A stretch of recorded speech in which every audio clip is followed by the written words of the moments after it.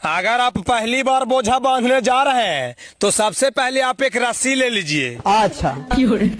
अगर आपने रस्सी को ले लिया है तो आप उस रस्सी को लंबा करके जमीन पर बिछा दीजिए। अच्छा। अब उस रस्सी पर गेहूं को पंजिया पंजिया के 3-4 पांजा रखिए। अच्छा।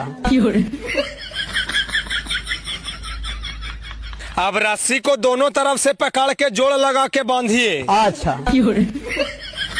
और जोर से। अच्छा। और जोर से। अच्छा। अरे और जोड़ लगाइए ना जी, खाना खाते हैं जगह सब भागी देते हैं। ए माँ, शक्ति देना माँ।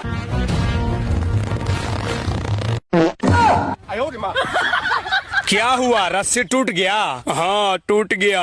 मंगलसूत्र बांधे की उम्र में बोझा बांधे आएगा तो यही हाल ना होगा। साला कोढ़िया कहीं के तू कहियो बोझा बांधे ला नहीं सीख पाएगा। जाओ चुपचाप हार्वेस्टर से गेहूं कटाओ।